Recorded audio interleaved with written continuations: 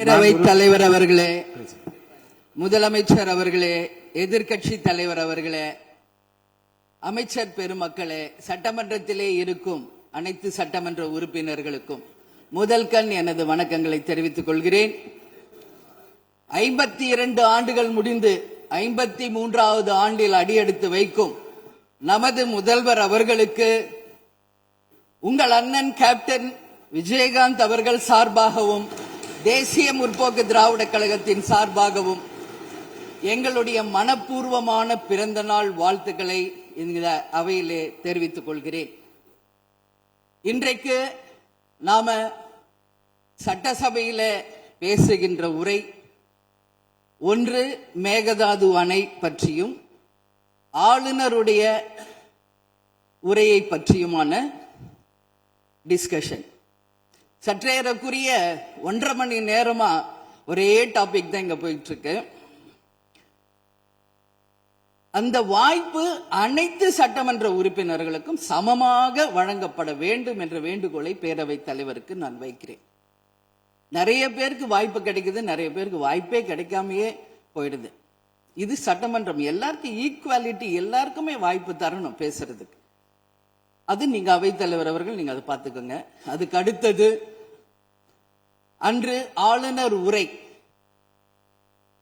அது தமிழ்தாய் வாழ்த்தோடு ஆரம்பிக்கப்பட்டதை தேசிய முற்போக்கு திராவிட கழகம் மனப்பூர்வமாக அதை வரவேற்கிறோம்.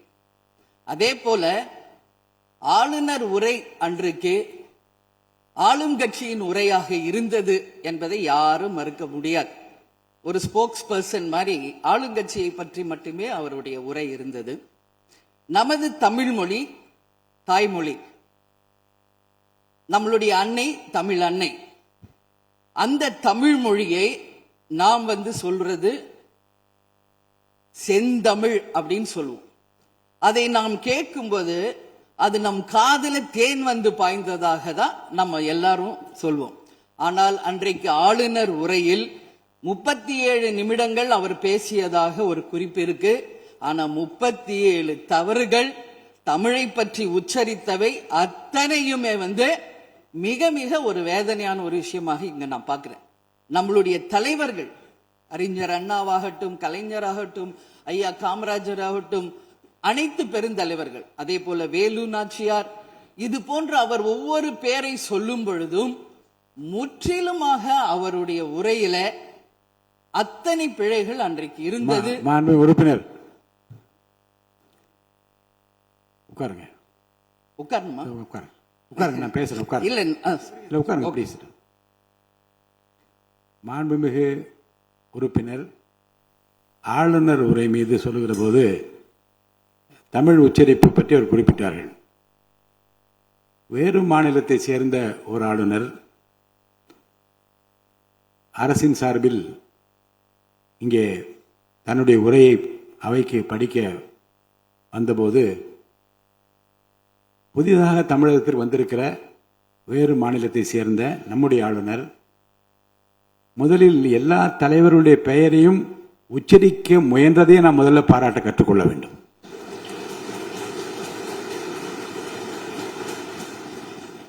இன்னொன்று, எல்லா பெயர்களையும் விடாமல் படிக்க வேண்டும் என்று அவர் காட்டிய ஆர்வத்தை நீங்கள் பாராட்ட வேண்டும். இன்னொன்று நான் உங்களுக்கு சொல்லுகிறேன், தமிழை கற்றுக்கொள்ள வேண்டும் என்பதில் நம்முடைய மாண்புமிகு ஆளுநர் அவர்கள் ரொம்ப அக்கறையாக இருக்கின்றார் என்பதை நான் அவரை நேரில் சென்று ஆளுநர் உரைக்கு உரையாற்ற நீங்கள் வர வேண்டும் என்று அழைப்பு விடுக்க சென்றபோது தமிழ்நாட்டில் இருக்கக்கூடிய வரலாற்று சிலவற்றை நான் படித்துக் கொண்டிருக்கிறேன் ஆங்கிலத்தில். அதில் சுதந்திர போராட்டத்தில் இவ்வளவு பெரிய வீரர்கள், இவ்வளவு பெரிய தியாகிகள் தமிழ்நாட்டில் இருக்கின்றார் என்பதை பார்த்து நான் ரொம்ப வியப்படைகிறேன் என்று சொன்னார். அப்புறம் இன்னொன்று சொன்னார், தமிழில் வந்தவுடனே நான் வணக்கம் என்று சொல்ல கற்றுக்கொண்டேன் என்று சொன்னார். அப்புறம் நான் சொன்னேன், இன்னும் அதிகமாக கற்றுக்கொள்ளலாம், நல்லா இருக்கீங்களா என்று கேளுங்கள் அப்படி என்று சொன்னேன். ஆங்கிலத்தில் அதுக்கு நான் மொழிபெயர் சொன்னேன், நல்லா இருக்கீங்களா என்று ஆரம்பித்தார். நான் உடனே பதில் சொன்னேன், நல்லா இருக்கேன், ஐ எம் ஆல் ரைட் என்று சொன்னேன். உடனே அதை ரிப்பீட் பண்ணார். இதை சொல்லுவதற்கு காரணம் என்ன என்றால், தமிழ்நாட்டுக்கு வந்திருக்கிற, நம் நிலைமையை புரிந்திருக்கிற, நம் உணர்வுகளை புரிந்திருக்கிற ஒரு மாண்புமிகு ஆளுநர் இங்கே வந்து படிக்க முயலுகிற போது உச்சரிப்பு வருவது கொஞ்சம் சிரமமாகத்தான் இருக்கும். ஆனால் நம்முடைய கருத்தை முழுமையாக ஏற்றுக்கொண்டு கௌரவத்துடனும் கண்ணியத்துடனும் இந்த அவையை நடத்திய அவருக்கு நாம் நன்றி சொல்ல கடமைப்பட்டிருக்கோம். மேற்கொண்டு அதை விமர்சனம் செய்ய வேண்டாம் என்று நான் கேட்டுக்கொள்கிறேன். அதை நான் ஏற்றுக்கொள்கிறேன் பேரவைத் தலைவர் அவர்களே. அட்லீஸ்ட் தேன் வந்து பாய வேணா, ஈட்டி வந்து பாய்ந்தது அது அன்றைக்கு, யாரும் மறுக்க முடியாது. அதே போல இன்றைக்கு நம்மளுடைய பேரவையில முதல்வர் அவர்களுடைய பிறந்த நாள். முதல்வருக்கு ஒரு கோரிக்கை வைக்கிறேன். இங்கு நான் சட்டமன்றத்திற்கு வந்த நாட்களில் இருந்து அவை பணியாளர்கள் எல்லாருக்கும் இது மாதிரி ஒரு டம்ளர்ல ஒவ்வொரு இடமா போய் தண்ணி கொடுத்துக்கிட்டு இருக்காங்க. இன்னைக்கு நம்ம ரொம்ப அட்வான்ஸ்டா போயிட்டு இருக்கோம். இன்னும் ஸ்டில் அந்த ஓல்டு மாதிரி போயிட்டு இருக்கு. இல்ல ஒரே ஒரு விஷயம், மாண்பு உறுப்பினர் வந்து இந்த தேன் வந்து பாய்ந்து அந்த வார்த்தை அவைக்குள் நீக்கப்படுகிறது. அதை எடுத்துருங்க. அடுத்ததுங்க, இது மாதிரி கொடுக்கறது வந்து ஒன்லி கிளீன்லினஸ் ஒண்ணு. அவை பணியாளர்களுக்கு நிறைய வேலை இருக்கு. ஒவ்வொரு டேபிளா அவங்க தவழ்ந்து வந்து கொடுக்கறது நமக்கே பார்க்கறதுக்கு ஒரு மாதிரி இருக்கு. ஸோ சிஎம்க்கு ஒரு ரெக்வெஸ்ட், பெட் பாட்டில்ஸ்ல ஒவ்வொரு டேபிள்லயுமே பாட்டில்ஸ் நீங்க வந்து குடி தண்ணீர் வச்சிடலாம். குடிச்சிட்டு அவங்கவுங்க இடத்துல அவங்கவுங்க வச்சிட போறாங்க. இதனால கவர்மெண்ட்டுக்கு எக்ஸ்ட்ரா செலவும் ஒன்றும் வரப்போறது இல்லை. அவங்கவுங்க இடத்துல வச்சிடலாம் அப்படின்ற என் கருத்தை நான் சொல்றேன். ஏன்னா இது வந்து டம்ளர்ல கொடுக்கறதும் அது மறுபடியும் கேட்கறதும் அவங்க வருவதும் அவங்களுக்கு நிறைய பணிகள். அது பதில் ஒவ்வொரு சீட்ல ஒரு பெட் பாட்டில்ஸ் மாதிரி கண்ணாடி பாட்டில்ல வாட்டர் வச்சுட்டா அவங்களுக்கு தேவைக்கு எடுத்துட்டு கொடுத்துடலாம். ஸோ இது பிறந்த நாள்ல வந்து முதலமைச்சருக்கு ஒரு கோரிக்கை வைக்கிறேன். அதுக்கு நாம நெகிழியில வேண்டாம், பிளாஸ்டிக் பாட்டில்ஸ் நம்ம வந்து அலோவ் பண்ண வேண்டாம், கண்ணாடி பாட்டில்ல நம்ம வைக்கலாம். உறுப்பினர் மாண்புமிகு பேரவைத் தலைவர் அவர்களே, அந்நியார் அவர் ஒரு நல்ல கருத்தை இங்கே சொல்லியிருக்கிறார்கள். அந்த கருத்து ஏற்புடையது அல்ல என்பதை நான் தெரிவித்துக் கொள்ள கடமைப்பட்டிருக்கிறேன்.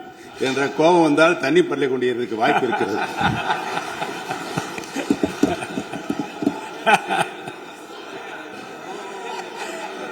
உறுப்பினர் பேசலாம். இப்போ தண்ணி பாட்டில் தான் வீசணும்னு கிடையாது, டம்ளர்ல கூட வீசி அடிக்கலாம். உறுப்பினர் ஒரு நிமிஷம். தலைவர் அவர்களே, நம்முடைய மாண்புமிகு முன்னாள் முதலமைச்சர் அண்ணன் ஓபிஎஸ் அவர்கள் ஒரு நிலையை குறிப்பிட்டு அதை எரிவதற்கான தண்ணி பாட்டில் எரிவதற்கான வாய்ப்பு இருக்கிறது சொன்னார்கள். ஒருவேளை அவருடைய தனிப்பட்ட அனுபவத்தின் காரணமாக அதை அவர் இங்கே குறிப்பிடுறாரா என்பதை நான் அறிய விரும்புகிறேன். மாண்புமிகு உறுப்பினர், ஏன்னா காலையில இருந்து ரொம்ப காரசாரமாவே போயிட்டு இருந்துச்சு. அதனால ஒரு ஹாப்பியா நம்மளுடைய முதல்வர் பிறந்த நாள்ல எல்லாரும் சந்தோஷமா இன்னைக்கு நம்ம அவையை செய்வோம்.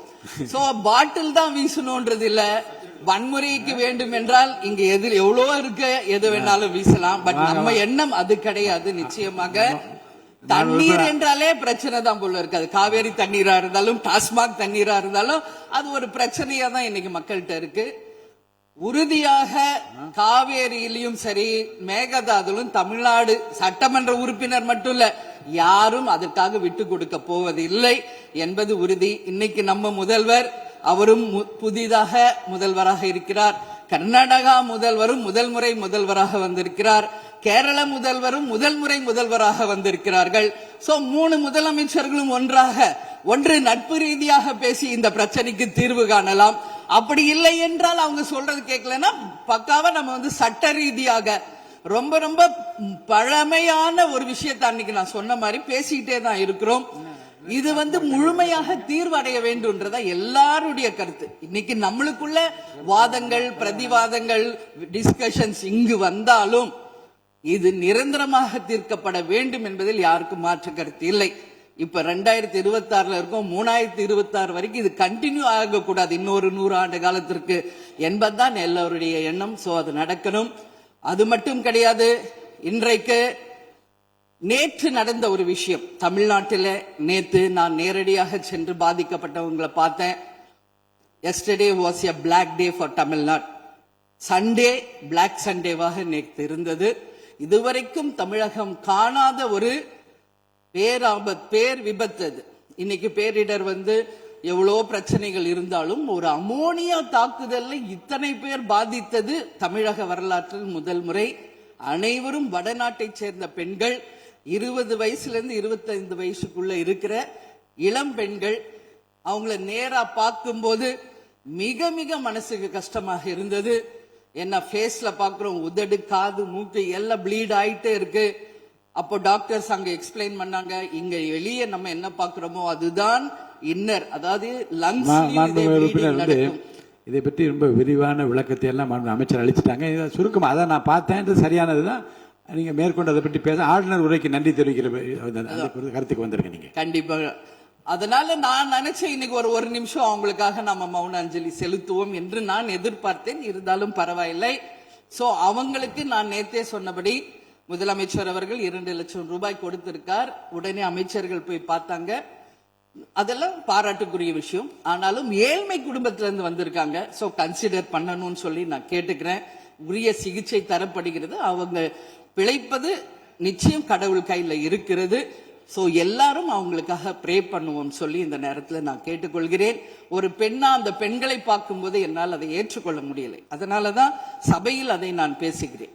அதே போல இன்னைக்கு முதல் முறையாக மற்ற சப்ஜெக்ட் எல்லாம் பேசிட்டு இருக்கேன். என்னுடைய தொகுதியை பற்றி இதுவரைக்கும் நான் பேசவே இல்லை. நான் சட்டமன்ற உறுப்பினராக வெற்றி பெற உறுதுணையாக இருந்த திராவிட முன்னேற்ற கழகத்திற்கும் அதன் தலைவர் அண்ணன் ஸ்டாலின் அவர்களுக்கும் இந்த நேரத்தில் என் நன்றிகளை தெரிவித்துக் கொள்கிறேன். விருதாச்சலம் தொகுதி 2006 புரட்சி கலைஞர் கேப்டன் அவர்கள் முதல் முறையாக வெற்றி பெற்று ஒரு சரித்திர சாதனை படைத்த தொகுதி. மீண்டும் அந்த தொகுதியிலேயே என்னை வெற்றி பெற செய்த விருதாச்சலம் தொகுதி மக்களுக்கு என்னுடைய மனப்பூர்வமான நன்றிகளை இந்த அவையிலே தெரிவித்துக் கொள்வதில் பெருமை அடைகிறேன். அதே போல அந்த விருதாச்சலம் தொகுதி மக்களுக்கு நான் என்னைக்கும் உண்மையாக இருப்பேன், நேர்மையாக இருப்பேன் என்பதையும் இந்த நேரத்தில் தெரிவித்துக் கொள்கிறேன். அவைத்தலைவர் அவர்களே, இதுல விருதாச்சலம் தொகுதிக்கு தேவையான அத்தனை விஷயங்களும் நான் எழுதியிருக்கேன். அவை நேரத்தை நான் அதிகம் ஏற்றுக்கொள்ள எல்லாருக்கும் வாய்ப்பு தரணும் அப்படின்றதுனால ஒரு 3 பாயிண்ட் மட்டும் சொல்றேன். முடிந்த பிறகு இதை உங்க நேரடியா உங்க கையில் நான் தருகிறேன். அதை நீங்கள் எடுத்து தீர்மானமாக நிறைவேற்றி தரணும்னு சொல்லி கேட்டுக்கிறேன். விருதாச்சலம் ஒரு மாவட்டமாக அறிவிக்கப்பட வேண்டும் என்று ஒரு நீண்ட நெடிய கோரிக்கை பல ஆண்டுகளாக இருக்கிறது. அதுதான் அங்கு எல்லா மக்களினுடைய விருப்பம். அதை நீங்கள் முதல்வர் அவர்களும் அவைத்தலைவர் அவர்களும் கவனத்தில் கொண்டு விருதாச்சலத்தை ஒரு தனி மாவட்டமாக அறிவிக்க வேண்டும் என்பதை இந்த நேரத்தில் நான் சொல்கிறேன். அதே போல பீங்கான் தொழிற்சாலை மற்றும் கல்லூரி தமிழ்நாட்டில் வேறு எங்குமே கிடையாது. அது விருதாச்சலத்துல மட்டும்தான் இருக்கு. கவர்மெண்ட் அந்த ஃபேக்டரியும் சரி, ஒரு காலேஜும், பட் ரொம்ப ரொம்ப ஒரு நலிவுற்ற நிலையில் இருக்கிறது. சோ அதை நீங்க கட்டாயமாக மிகப்பெரிய அளவுல டெவலப் பண்ணி அதன் மூலம் வேலை வாய்ப்பையும் அதே நேரத்தில் எக்ஸ்போர்ட் பண்றதுக்கும் கட்டாயம் அரசு நிச்சயம் எங்களுக்கு ஒத்துழைக்க வேண்டும் என்பதை கேட்டுக்கொள்கிறேன். விவசாயம் நிறைந்த பகுதி, அங்கு குடிதண்ணீர்ல மாசு இருக்கிறதுனால நிறைய மக்களுக்கு கிட்னி பாதிக்கின்ற ஒரு நிலைமை இருக்கு. சோ அங்க கூட்டு குடிநீர் திட்டத்தை கொண்டு வர வேண்டும். மரவள்ளி கிழங்கு, மக்காச்சோளம், நெல், கரும்பு இவைதான் அங்கு அதிகமாக விளைகிறது. சோ விவசாயிகளுக்கு முழு கடன் தள்ளுபடி செய்து விவசாயிகளுக்கு எல்லா விதத்திலும் இந்த அரசு உறுதுணையாக இருக்கணும் சொல்லி நான் கேட்டுக்கிறேன். அதே போல டெல்டா பிரச்சனை மட்டும் கிடையாது, இது தமிழ்நாடு பிரச்சனை. நம்மளுடைய நீர் ஆதாரம் எல்லாருக்கும் கிடைக்க வேண்டும் என்றும் கூறி இது அவை முடிந்தவுடன் இதை உங்களிடம் சமர்ப்பிப்பேன். இதை நீங்கள் ஏற்று இதை கட்டாயம் நிறைவேற்றி தர வேண்டும் தொகுதிக்காக என்று கேட்டுக்கொண்டு, எல்லாருக்குமே இந்த நேரத்தில் இந்த அவையில் பேச வாய்ப்பு கொடுத்த அவைத்தலைவர் அவர்களுக்கும் இன்று பிறந்தநாள் காணும் முதல்வர் அவர்களுக்கும் என் நன்றிகளை தெரிவித்துக் கொண்டு அமர்கிறேன். நன்றி, வணக்கம். பிளே ஸ்டோர் மற்றும் ஆப் ஸ்டோரில் இருந்து பாலிமர் செயலியை QR கோடு மூலம் பதிவிறக்கம் செய்யுங்கள். செய்திகளை உடனுக்குடன் பெறுங்கள்.